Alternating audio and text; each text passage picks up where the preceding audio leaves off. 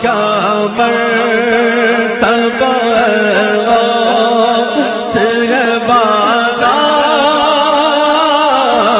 تیرا اونچے اونچوں کے سروں سے قدمانا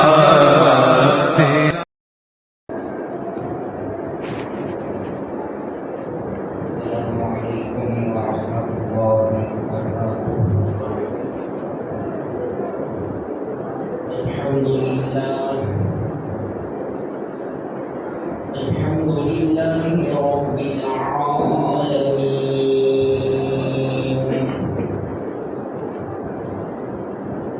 والصلاة والسلام على سيد الأنبياء والمرسلين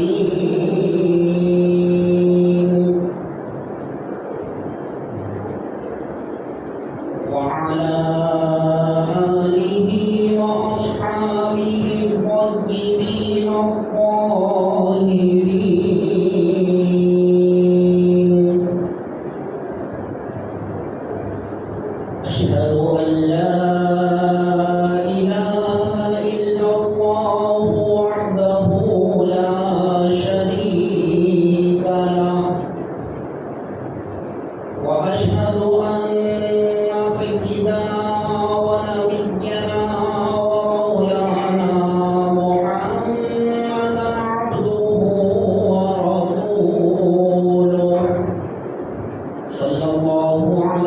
وعلى آله وأصحابه وأزواجه وذرياته وعلماء ملته وأوليائه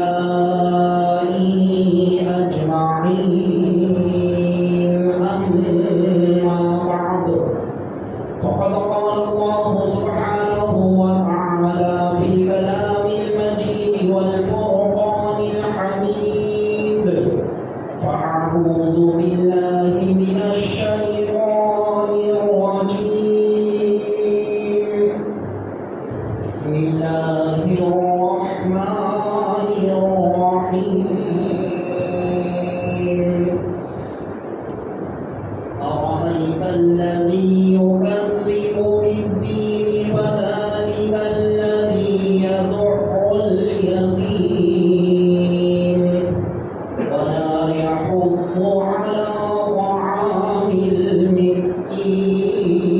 المسكين صدق الله مولانا العظيم وقال تعالى في شأن حبيبه إن الله وملائكته يصلون على النبي يا أيها الذين آمنوا صلوا عليه وسلموا تسليما اللهم صل على سيدنا وشفيعنا ونبينا ومولانا محمد وعلى آله وصحبه أفضل صلواتك وعدد معلوماتك وبارك وسلم صلاة وسلام عليك يا حبيبي يا رسول الله صلى الله تعالى عليك وسلم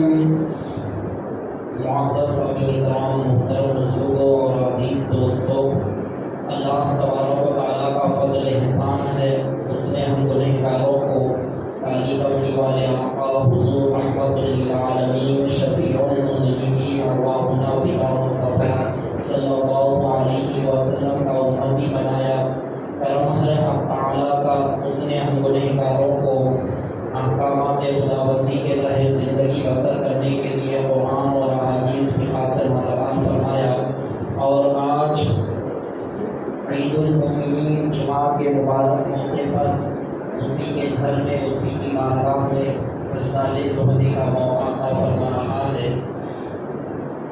معزز سامعین کرام یہ مہینہ جیسا کہ آپ حضرات جانتے ہیں ربیع الثانی کا مہینہ ہے اور جب یہ مہینہ آتا ہے پیران پیر روشن ضمیر سیدنا شیخ عبد القادر جیلانی رضی اللہ تعالیٰ عنہ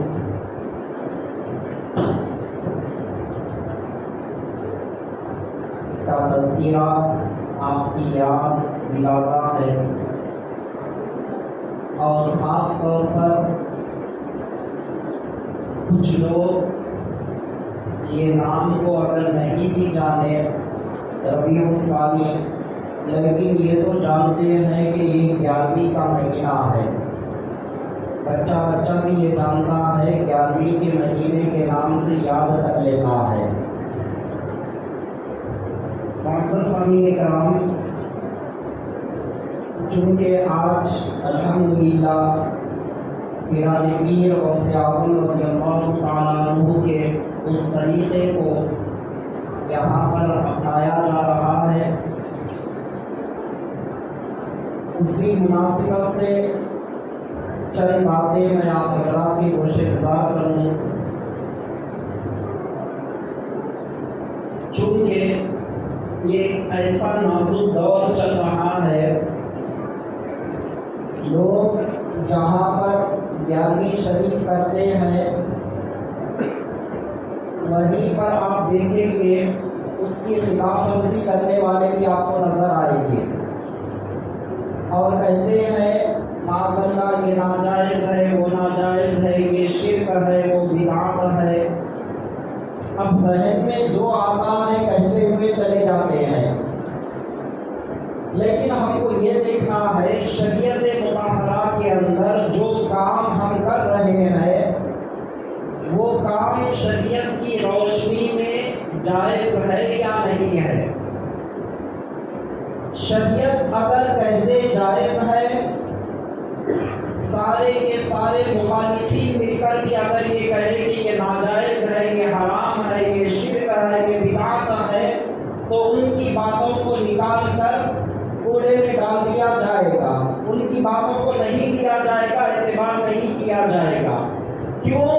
ہمارے پاس اعتبار ہے، ہمارے پاس اگر دیکھنا ہے تو شریعت کو دیکھنا ہے، شریعت کیا کہہ رہی ہے۔ اب 11ویں شریف جو ہم کرتے ہیں تو 11ویں شریف پر سب سے پہلے اعتراض یہ کرتے ہیں 11ویں شریف کرنا قرآن میں لکھا ہے کیا؟ سب سے پہلا سوال ایک بھولے بھالے مسلمان کو کرتے ہیں، کیا قرآن کریم کے اندر 11ویں شریف کرنا لکھا ہے؟ اس کا سوال کرنا ہی غلط ہے۔ پیران پیر غوث اعظم رضی اللہ تعالیٰ عنہ کا زمانہ کہاں ہے؟ قرآن کریم کا نازل ہوا حضور علیہ السلام کے دور میں مصطفیٰ پر اللہ نے اپنے کلام کو نازل فرمایا۔ جب اللہ نے اپنے حبیب پر کلام کو نازل فرمایا، پیران پیر غوث اعظم رضی اللہ تعالیٰ عنہ کا زمانہ، صحابہ کا زمانہ چلا گیا، تابعین کا زمانہ چلا گیا، تبع تابعین کا زمانہ چل رہا ہے۔ تو جب پیران پیر غوث اعظم رضی اللہ تعالیٰ عنہ بعد میں تشریف لاتے ہیں تو کہتے ہیں کہ 11ویں کا ثبوت کیا کلام مجید کے اندر موجود ہے؟ سب سے پہلے اعتراض یہ کرتے ہیں اور ذہن کے اندر شکوک و شبہات کو ڈال دیتے ہیں۔ اب بھولا بھالا مسلمان پریشان ہو جاتا ہے، یہ بھی صحیح بات ہے کیا قرآن کے اندر 11ویں شریف کرو لکھا ہے؟ فوری ذہن کے اندر اس کے سوال پیدا ہو جاتا ہے، اور پیدا ہو کر الجھن میں پڑ جاتا ہے کہ اب یہ مسئلہ پوچھو تو کس سے پوچھو؟ بیچاروں کو اتنی تمیز تک نہیں ہوتی۔ دین کا اگر مسئلہ ہو تو دین کا مسئلہ علماء سے پوچھنا چاہیے، جو عالم دین ہے، صحیح العقیدہ ہے، ایسے لوگوں سے مسائل کو حل کرنا چاہیے۔ اب ایسے لوگوں سے پوچھے بغیر ایسے غیروں سے اگر پوچھ لیں گے تو کیا جواب ملے گا؟ اس کے ذہن میں جو ہے وہ جواب دے دے گا، اور پہلے ہی آپ کے سوال کرتے ہی وہ خوش ہو جاتا ہے۔ آپ لوگ بھی مجھ سے پوچھ رہے ہیں، میں بھی جواب دینے کے لائق سمجھ رہے ہیں، یہ سمجھ کر وہ الٹا سیدھا مسئلے کو بیان کر دیتا ہے۔ لیکن یاد رکھے عزیزان محترم، دنیا کے اندر ہم اتنے خوشحال ہیں، سر کا درد اگر ہم کو ہو، حجام صاحب نے جا کر دوائی کوئی پوچھتا ہے؟ نہیں پوچھتا، معلوم ہے اس کو یہ حجام صاحب ہے، حجام صاحب میں حجامت بنوائی جاتی ہے، سر کے درد کی گولی نہیں دی جاتی۔ سر کے درد کی گولی لینے کے لیے میڈیکل کو جانا پڑے گا اور جا کر تجربے کار میڈیکل والے سے پوچھنا پڑے گا کہ سر کا درد ہو رہا ہے، کون سی گولی میں استعمال کروں؟ جب جا کر وہ اسے گولی دے گا تو وہ لے گا، تو جب جا کر اس کو سر کا درد کم ہوگا۔ تو بلا تشبیہ و بلا تمثیل دنیا کے اندر جو مسئلہ ہوتا ہے وہ مسئلے کا حل کہاں پر ہوتا ہے؟ وہاں جا کر ہم پوچھتے ہیں۔ لیکن دین کے معاملے میں اگر مسئلہ ہو، کوئی رکشہ چلانے والوں سے پوچھ لیتا ہے، آٹو چلانے والے سے پوچھ لیتا ہے، کوئی تجارت میں رہنے والے شخص سے پوچھ لیتا ہے، کوئی کسی کو کچھ نہیں معلوم بیچارے ان سے جا کر پوچھ لیتے ہیں، کوئی کسی کی داڑھی دیکھتے ہیں، جھبا بھگا دیکھتے ہیں اور اچھی حالت دیکھ لیتے ہیں، جا کر ان سے مسائل پوچھ لیتے ہیں۔ پوچھنے سے پہلے یہ معلوم کرو کم از کم جس سے پوچھ رہے ہیں یہ عالم دین ہے یا نہیں ہے۔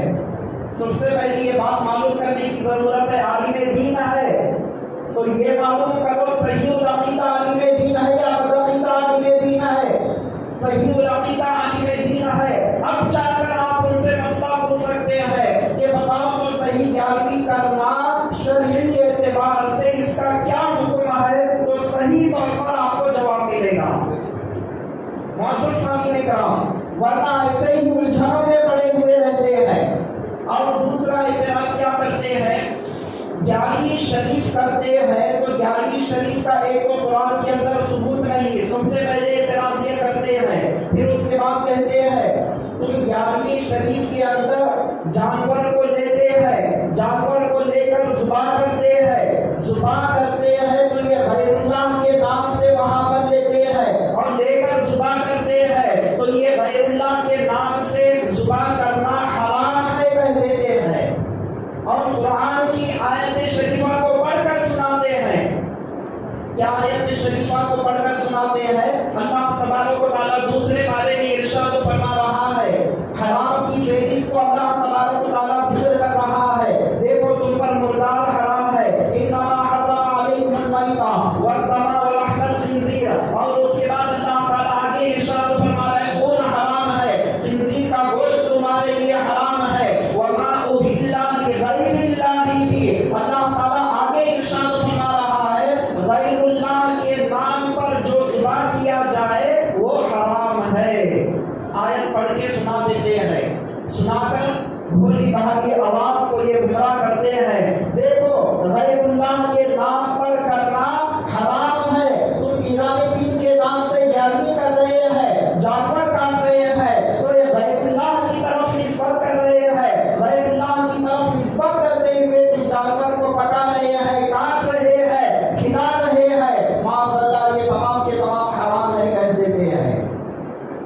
معزز سامعین کرام، جب ایک جاہل انسان اگر آپ کے سامنے یہ کہے تو ہماری ذمہ داری کیا بنتی ہے؟ شرعی اعتبار سے اس کے معلومات کو حاصل کرے، یہ ہر مسلمان کی ذمہ داری بنتی ہے۔ آج شریعت کے معاملے میں اگر کسی مسلمان سے یہ کہا جائے یہ معلوم کرو یہ اسلام کا مسئلہ ہے، یہ فقہ کا مسئلہ ہے، یہ قرآن کا مسئلہ ہے، یہ حدیث کا مسئلہ ہے، اگر کہا جائے سیدھا جواب دیتے ہمیں کیا ضرورت حضرت، وہ تو عالمہ معلوم کر لیتے، مفتیہ معلوم کر لیتے، مسجد کے امامہ معلوم کر لیتے، اور بہت سے بہت مؤذنہ معلوم کر لیتے، ہمارے کیا ضرورت ہے؟ تو علم صرف حافظوں کے لیے، عالموں کے لیے، مفتیوں کے لیے، اماموں کے لیے، مؤذنین کے لیے ہے۔ یاد رکھے معزز سامعین کرام، بات آ گئی تو آپ کے سامنے کہہ رہا ہوں، شریعت کے اندر فرضی علوم کا سیکھنا ہر مسلمان مرد عورت پر فرض ہے۔ کیا ہے؟ فرض ہے، کتنا علم سیکھنا، شریعت کے اندر کون سی چیزیں فرض ہے، فرائض کا علم، واجبات کا علم، حلال و حرام کی تمیز کا علم، کم از کم بیسکلی یہ جو علم ہے، بنیادی علم ہے، اس کا سیکھنا ہر مسلمان پر فرض ہے۔ طلب العلم فریضۃ علی کل مسلم و مسلمہ، علم دین کا حاصل کرنا ہر مسلمان مرد عورت پر فرض ہے۔ تو کتنا حاصل کرنا فرض ہے؟ فرضی علوم اور واجبات کا علوم حاصل کرنا ہر مسلمان پر فرض ہے۔ شریعت کی طرف سے یہ بھی پابندی نہیں ہے ہر کوئی عالم دین بنے، ہر کوئی حافظ قرآن بنے، ہر کوئی مفتی بنے، یہ شرط نہیں لگائی گئی۔ شرط کیا لگائی گئی ہے؟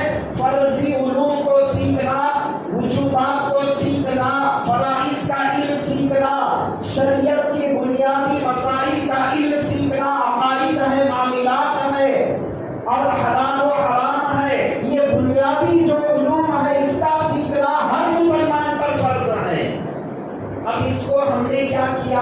اٹھا کر عالموں کے کھاتے میں ڈال دیا۔ اب عالموں کے کھاتے میں ڈال کر ہم یہ سمجھتے ہیں کہ ہمارے لیے وہ تمام چیزیں اللہ رکھا ہی نہیں ہے۔ یہ جہالت ہے عزیزان محترم۔ اللہ تعالیٰ ہر مسلمان کو جتنا علم سیکھنا رکھا ہے اتنا علم سیکھنا ان کے لیے ضروری بن جاتا ہے۔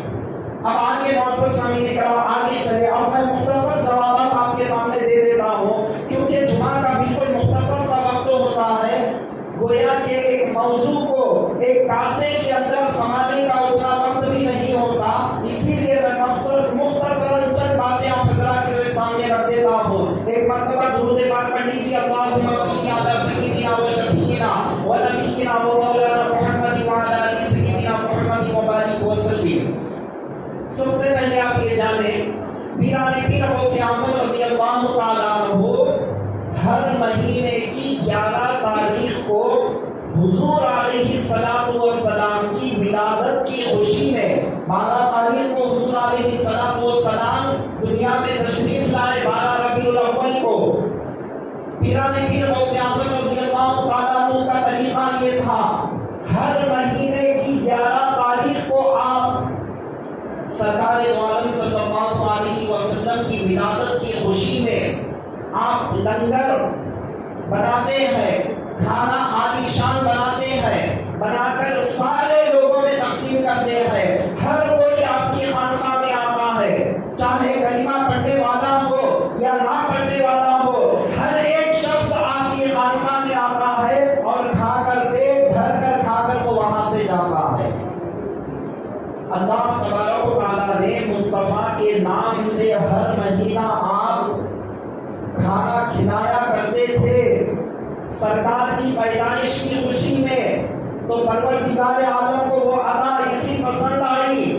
اللہ تبارک و تعالیٰ روئے زمین پر ایسے اس طرح سے آپ کو مشہور کر دیا، 11ویں والے پیر کے نام سے آپ مشہور ہو گئے، 11ویں والے پیر کے نام سے آپ مشہور ہو گئے اور ایسے مشہور ہو گئے ہر کوئی دیکھتا، ہر ایک کو پتا چل جاتا آج کیا تاریخ ہے، 11 تاریخ ہے، پیران پیر کی بارگاہ میں آج لنگر تقسیم ہوتا ہے، وہاں پر کھانا پڑتا ہے، ہر کوئی آتا پیٹ بھر کر وہاں سے کھا کر چلا جاتا۔ تو یہ 11ویں کا ٹائٹل جو ہے معزز سامعین کرام، پیران پیر غوث اعظم رضی اللہ تعالیٰ عنہ کے دور سے یہ ٹائٹل عام ہو گیا، یہ ٹائٹل سارے لوگوں کے اندر عام ہو گیا اور آج تک بھی الحمدللہ اسی ٹائٹل کے ساتھ جب یہ مہینہ آتا ہے لوگ 11ویں کے نام سے لوگ کھانا کھلاتے ہیں۔ حالانکہ آج کھانا کھلا رہے ہیں، نسبت کہاں کر رہے ہیں؟ 11ویں کے نام سے۔ کیا آج 11ویں ہے؟ نہیں ہے، نسبت وہی کر رہے ہیں۔ کیوں؟ انہیں کی ادا کو اپنا رہے ہیں، انہیں کے طریقے کو اپنا رہے ہیں اور انہوں نے جو قرآن اور حدیث کے مطابق عمل کیا اس کو اپنا رہے ہیں۔ 11ویں تاریخ کو بھی نہیں کر رہے ہیں، لیکن نسبت ایسی مشہور ہے، اسی کی طرف ہم نسبت کرتے ہوئے کہتے ہیں کہ ہم 11ویں کر رہے ہیں، 11ویں کر رہے ہیں۔ کوئی 12 کو کر رہا ہے تو یہی کہتا ہے میں 11ویں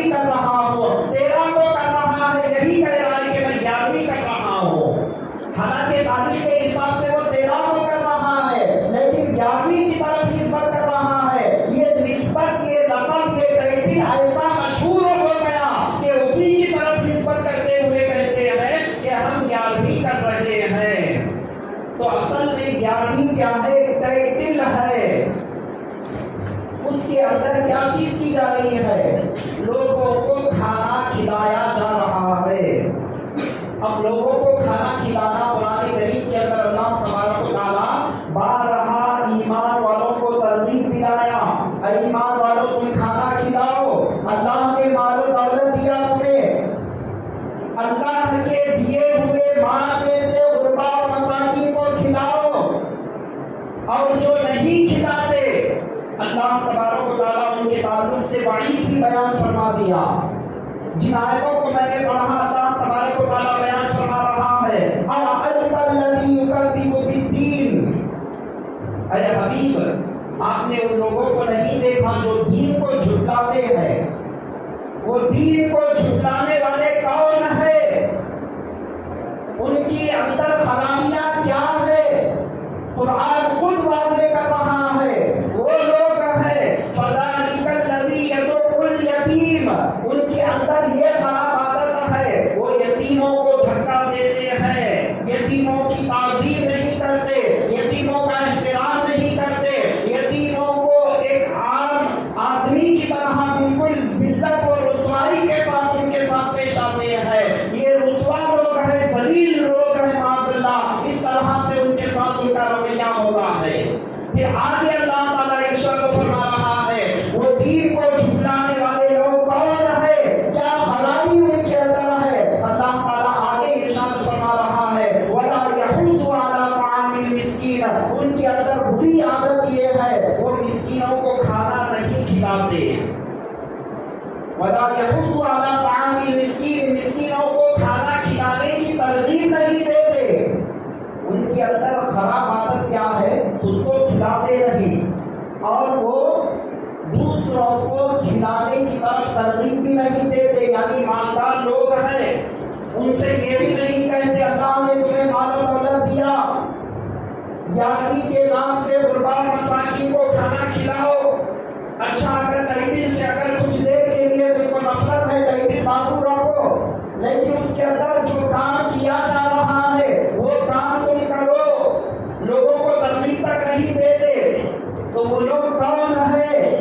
کن کی ایسی عادتیں ہیں، کن کی ایسی بری عادتیں ہیں؟ تو اللہ کا کلام کہہ رہا ہے اَرَأَيْتَ الَّذِي يُكَذِّبُ بِالدِّينِ، وہ لوگ ہیں جو دین کو جھٹلاتے ہیں، ان کے اندر ایسی خراب عادتیں ہیں کہ نہ وہ مسکینوں کو کھلاتے ہیں، نہ وہ کھلانے کی رغبت دیتے ہیں۔ ٹائٹل کو دیکھ کر شرک بدعت کے فتوے یاد آ گئے۔ عزیزان محترم، ٹائٹل کو دیکھ کر اگر شرک اور بدعت کے فتوے لگانا اگر اسلام میں ایسا ہی ہوتا، اللہ کا کلام اٹھا کر دیکھے، اللہ تبارک و تعالیٰ بعض چیزوں کی نسبت کے تحت اللہ تبارک و تعالیٰ سورتوں کا نام بھی رکھ دیا۔ مثال کے طور پہ سورہ انعام، انعام کسے کہتے ہیں عربی کے اندر؟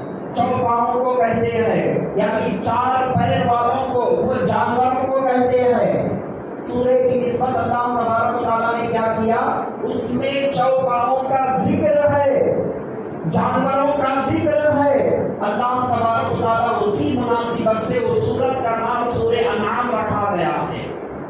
قرآن کریم اٹھا کر دیکھے، سورہ نمل کے نام سے ایک سورہ ہے 19ویں پارے کے اندر۔ نمل کے معنی کیا آتے ہیں عربی کے اندر؟ نمل کے معنی عربی کے اندر چونٹی کے معنی آتے ہیں۔ چونٹی کا واقعہ اس سورت کے اندر ذکر ہے۔ اللہ تبارک و تعالیٰ نے کیا کیا؟ اس نسبت کی وجہ سے وہ سورت کا نام نمل رکھ دیا، نمل رکھ دیا، چونٹی والا سورہ۔ ایسے کئی مثالیں ہیں، عنکبوت ہے، مکڑی کی مثال اللہ تبارک و تعالیٰ نے اس سورت کے اندر دیا، تو اس کا نام، اس سورت کا نام عنکبوت رکھا گیا ہے، مکڑی والا سورہ۔ تو نسبت رکھنے سے کوئی چیز معاذ اللہ ناجائز نہیں ہوتی، حرام نہیں ہوتی۔ پیران پیر غوث اعظم رضی اللہ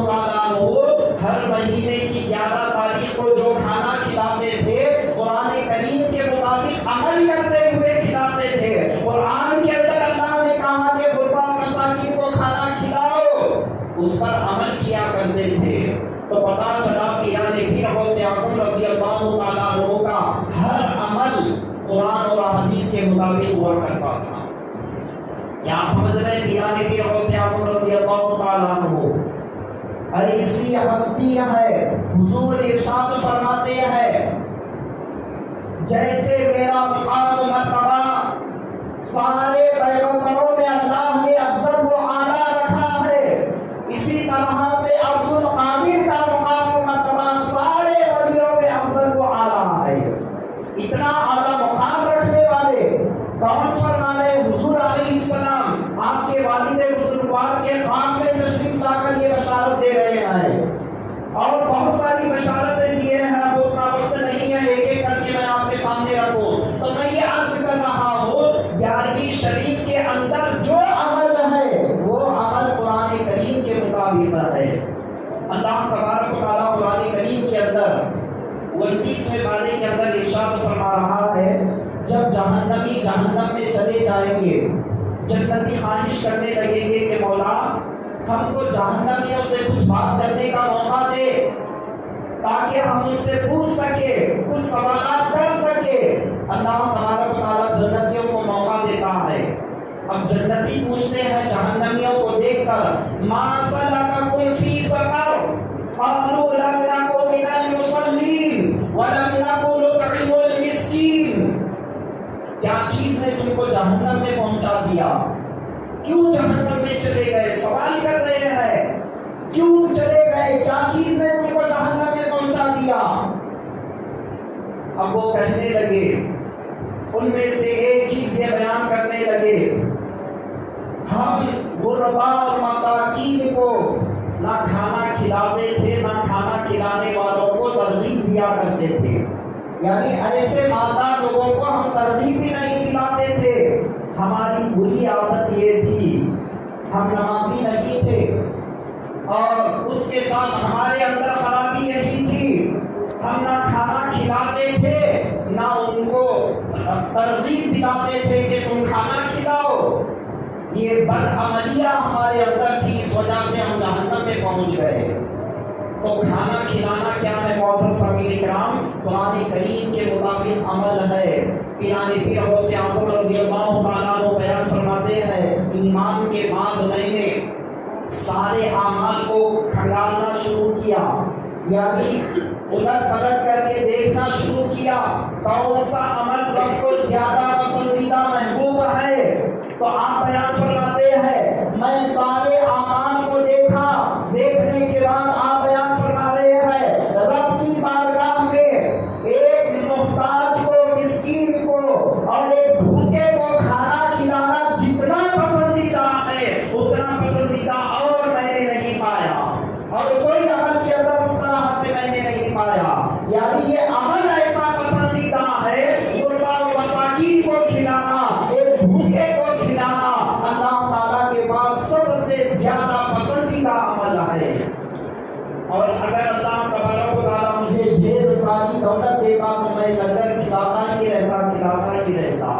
آج بھی آپ دیکھیں معزز سامعین کرام، بڑے بڑے اللہ والوں کی بارگاہوں پر لنگر تقسیم ہوتے رہتا ہے۔ غریب نواز کی بارگاہ پر چلے جائے لنگر تقسیم ہوتا ہوا آپ کو دکھائی دیتا ہے۔ ظاہر پاک رحمت اللہ علیہ کی بارگاہ پر آپ چلے جائے وہاں پر بھی لنگر بڑھتا ہوا نظر آتا ہے۔ غرض کے جتنے اولیاء ہیں، اکابر اولیاء، ان کی بارگاہوں پر آج بھی لنگر بڑھتا ہے۔ وہ دنیا کے اندر اپنے ہین حیات میں اپنے اوپر لازم کر لیے غربا اور مساکین کو کھلاتے رہنا۔ اللہ تبارک و تعالیٰ ان کے وصال مبارک کے بعد وہ فیض کو ایسا جاری رکھ دیا کہ ہر آن ہر گھڑی ان کی بارگاہوں سے لنگر بڑھتا ہوا چلا جاتا ہے۔ اللہ تبارک و تعالیٰ اس طرح سے ان کی لاج رکھ لیا ہے۔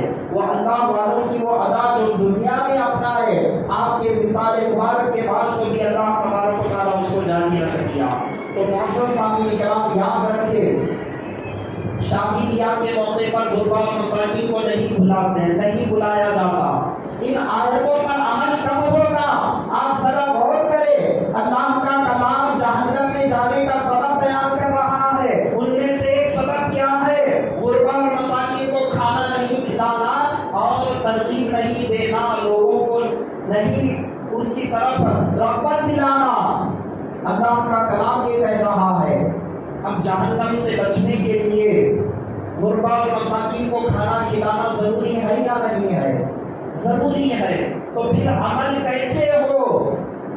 شادی بیاہ کے موقع پر نہ ہم غربا اور مساکین کو بلاتے ہیں، نہ کوئی گھر کا فنکشن ہوتا ہے تو غربا اور مساکین کو ہم بلاتے ہیں، تو پھر کیسے یہ اس پر عمل ہو؟ تو ایک طریقہ اللہ والوں کا جو چلتا ہوا آ رہا ہے وہ ہے 11ویں شریف جیسا ہی ٹائٹل نظر آتا ہے، دل میں خیال آتا ہے میں غربا اور مساکین کو کھانا کھلاؤ، میں کھانے والوں کو بھی کھلاؤ، بھوکوں کو بھی کھلاؤ، ہر ایک کو میں کھلاؤں، جیسا قرآن پیر کی بارگاہ سے لوگ آ کر کھاتے ہوئے جاتے تھے، میں بھی اس طرح سے کھلاؤں، دل میں شوق پیدا ہوتا ہے۔ اور وہ ٹائٹل کے تحت کیا ہو رہا ہے؟ قرآن کریم کے مطابق عمل ہو رہا ہے۔ تو اس سے بڑھ کے اور کیا ہونا چاہیے معزز سامعین اکرام؟ کھانا کھلانا اتنی بڑی فضیلت ہے، حبیب پاک صلی اللہ علیہ وسلم ارشاد فرماتے ہیں میری امت امت مرحومہ ہے۔ کیا مطلب؟ مرحومہ کا مطلب ہم کیا سمجھتے ہیں؟ ہمارے عرف عام میں کیا مطلب ہے؟ جو انتقال کر گئے ان کو مرحوم کہتے ہیں۔ مرحومہ کا مطلب عربی میں آتا ہے جن پر رحم کیا گیا، میری امت ایسی ہے رب کی طرف سے ان پر رحم کیا گیا، ایسی امت ہے۔ اس کے بعد حضور علیہ السلام ارشاد فرماتے ہیں میری امت کے لوگ قبر میں جائیں گے گناہ گار بن کر جائیں گے، لیکن جب قبر سے اٹھیں گے تو اللہ تعالیٰ ان کو مغفرت کرتا ہوا قبر سے اٹھائے گا۔ صحابہ کرام نے عرض کیا یا رسول اللہ علیہ الصلوۃ والسلام مرنے کے بعد توجہ حاصل رکھے، مرنے کے بعد نہ بندہ نماز پڑھ سکتا ہے، نہ توبہ کر سکتا ہے، نہ استغفار کر سکتا ہے، نہ خیر و خیرات کر سکتا ہے، نہ حج کر سکتا ہے، نہ عمرہ کر سکتا ہے، کچھ نہیں کر سکتا۔ جب وہ مر جائے گا تو پھر وہ گناہ گار مرے گا تو کیسے بخشا ہوا اٹھے گا؟ تو حضور علیہ السلام ارشاد فرماتے ہیں ہاں یہ تو صحیح ہے، لیکن سنو مرنے کے بعد وہ گناہ گار ضرور مرا، میری امت کے لوگ اللہ سے دعائیں کر کے ان کے لیے ایسا مغفرت کی دعائیں کرتے ہیں، اللہ تبارک و تعالیٰ ان کے صدقے میں ان کو معاف فرما دیتا ہے۔ جب وہ قبر سے اٹھیں گے تو کیسے اٹھیں گے؟ انہی دعاؤں کی وجہ سے اللہ تبارک و تعالیٰ قبر میں ان کی مغفرت فرما دے گا، وہ مغفور اللہ یہ خوشخبری بن کر یہ خوشخبری یہ مژدہ ان کو ملتا ہے، قبروں سے وہ اس طرح سے سکون و اطمینان کے ساتھ اٹھیں گے۔ تو پتہ چلا معزز سامعین کرام، اگر آج کل کے دور میں سخت جملے تو نہیں کہہ رہا ہوں، مر گئے مردود فاتحہ درود اگر ایسے لوگ اگر آ جائے مرنے کے بعد وہ مرحومین بھی ان کے لیے کہتے ہیں ارے کاش میرے مجھ پر فاتحہ تو پڑھ دیتا، میرے نام سے اصال ثواب تو کر دیتا، ارے میں نے خون پسینے کی کمائی ایک کر کے مجھ کو پالا پوسا، تو نے کیا میرا حق ادا کیا، کیا میری محبت کا صلہ کیا؟ آج میں بے بس ہوں، ثواب پہنچانے والا نہیں ہے، ثواب پہنچانے والا نہیں ہے۔ قبروں سے آرزو کرتے رہیں گے، جب قبروں سے آرزو کرتے رہیں گے یہ ناجائز وہ ناجائز، یہ بدعت وہ بدعت، مرنے کے بعد کچھ اس کو ملے گا نہیں، ایسے لوگوں سے ایسی بدعقیدگی سے ہر بندے مومن کو بچنے کی ضرورت ہے۔ تو پتہ چلا معزز سامعین کرام، وقت ہو رہا ہے، آخری جواب مختصر دے کر میں بات کو ختم کر دیتا ہوں۔ تو البتہ میں پوری گفتگو کے اندر صرف یہ بات آپ کے سامنے رکھا 11ویں شریف جو ہم کرتے ہیں اس کے اندر جو عمل ہے قرآن اور حدیث کے مطابق ہے، ٹائٹل بعد میں لگا لیکن اس کا جو عمل ہے وہ عمل قرآن کریم اور حدیث کے مطابق عمل ہے۔ ٹائٹل کب سے لگا، ٹائٹل کب سے عام ہو گیا، کب سے مشہور ہو گیا؟ پیران پیر غوث اعظم رضی اللہ تعالیٰ عنہ کے دور سے وہ ٹائٹل وہ اس طرح سے مشہور ہو گیا ہے، لیکن عمل اس کے اندر قرآن کریم کے مطابق ہے۔ اور معزز سامعین کرام، اس میں نسبت کرنے کی وجہ سے کوئی چیز حرام نہیں ہوتی۔ 11ویں کے لیے آپ بکرا لے، کاٹتے وقت کیا کہہ کر کاٹتے ہیں؟ بسم اللہ اللہ اکبر، اللہ کا نام لے کر کاٹتے ہیں۔ تو کیسے حرام ہوگا عزیزان محترم؟ کس کو بے وقوف بنا رہے ہیں، کس کو الو بنا رہے لوگ، کس کو جاہل سمجھ رہے ہیں، کس کو بددماغ سمجھ رہے ہیں، جو چاہے کہتے چلے جائیں کہ لوگ اسے مان لے۔ ارے جاہل سے جاہل بھی جب بکرا ہو، مرغی ہو، جو بھی کاٹتا ہے اللہ کا نام لے کر کاٹتا ہے۔ جب اللہ کا نام لے کر کاٹتا ہے تو کیسے حرام ہو جائے گا؟ اب 11ویں کے لیے پیرالی پیر کی طرف نسبت کر کے لینے سے حرام ہو گیا۔ بیٹے کے لیے ولیمہ کر رہا ہے، بیٹے کی عبداللہ کے لیے ووٹ ڈال دیا، تو عبداللہ اللہ ہے یا غیر اللہ ہے؟ غیر اللہ ہے۔ جب غیر اللہ کی طرف نسبت کر کے ووٹ ڈال دیا تیرے بیٹے کے نام سے، جب حرام نہیں ہوا؟ سوچنے کی بات عزیزان محترم۔ تو یہ کیا ہے؟ نسبت کرنے سے حرام نہیں ہوتا۔ ہر چیز بغیر نسبت کے ہی نہیں چل سکتی۔ مرغی بھی اگر آپ لے رہے ہیں، کیوں لے رہے ہیں؟ فنکشن کرنے کے لیے لے رہے ہیں۔ کئی کا فنکشن، فلاں بچہ پیدا ہوا، فلاں یہ ہوا، وہ ہوا، مہمان آئے، کچھ نہ کچھ نسبت ہے۔ نسبت حرام نہیں ہے۔ جانور کو جب ذبح کیا جاتا ہے غیر اللہ کا نام لے کر اگر کریں گے تو جب حرام ہوگا۔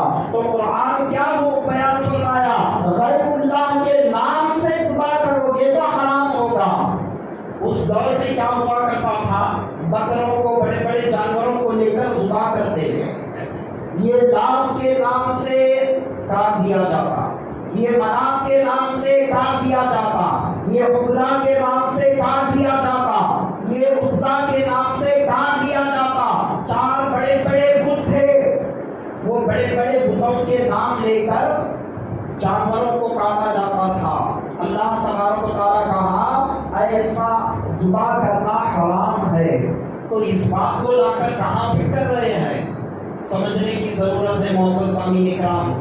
آج ایسے نازک دور کے اندر اپنے آپ کو عقائد اہل سنت سے مضبوطی کے ساتھ جمائے رکھے اور اپنے مسائل کو علماء سے حل کرے، اور کسی جاہل اہل غیر مقصود سے اپنے مسائل کو حل مت کرے۔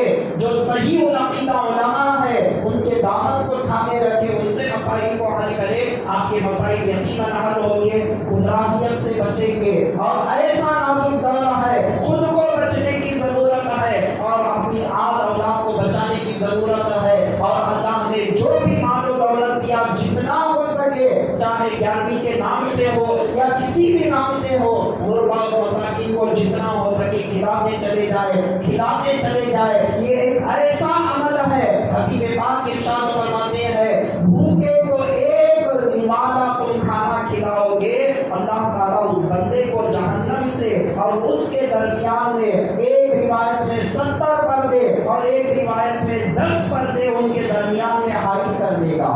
یعنی اس بندے کو اتنا دور جہنم سے کر دے گا۔ ایک لقمہ بھوکے کو کھلانے کی یہ فضیلت ہے، پیٹ بھر کر کھلانے کی کتنی فضیلت ہوگی عزیزان محترم۔ بخاری شریف کی حدیث پاک ہے، حبیب پاک صلی اللہ علیہ وسلم ارشاد فرما رہے ہیں اطعام الطعام من الایمان، کھانا کھلانا ایمان والوں کی علامتوں میں سے ایک علامت ہے۔ معزز سامعین اکرام، یاد رکھیں وقت کافی ہو چکا ہے، معذرت چاہتا ہوں کیونکہ ہمارے پاس ایسا ہوتا ہے 10 منٹ کم 1 سے بیان شروع ہو جاتا ہے اور 1:30 بجے تک 40 منٹ کا ہر جمعہ کرنے کی ہمارے لیے عادت بن چکی ہے۔ تو اب یہاں پر آنے کے بعد میں نے موزن صاحب سے ٹائم پوچھا تو تھوڑی سی اجازت ملی کہ کر سکتے ہیں، 5-10 منٹ بڑھ بھی جائے تو کوئی فرق نہیں پڑتا، اسی لیے میں آپ کا 10 منٹ زیادہ لے کے معذرت چاہتا ہوں۔ اللہ کی بارگاہ میں دعا ہے کہ پروردگار عالم کہنے والوں کو، سننے والوں کو ہر دونوں عمل کی توفیق عطا فرما۔ اے پروردگار، جو تو نے ہم کو مال و دولت دیا اور مساکین کو زیادہ سے زیادہ کھلانے کی ہم سب کو توفیق عطا فرما۔ اولیاء کرام کی سچی محبتیں ہمارے دلوں میں ڈال دے، انہیں کی محبتوں میں جینے، انہیں کی محبتوں میں مر مٹنے کی توفیق عطا فرما۔ واسطہ سرکار دو عالم صلی اللہ علیہ وسلم کا، وصلی اللہ تعالی وسلم علی خیر خلقی سیدنا محمد وعلی آلہ واصحابہ اجمعین، والحمد للہ رب العالمین، وما علینا الا البلاغ۔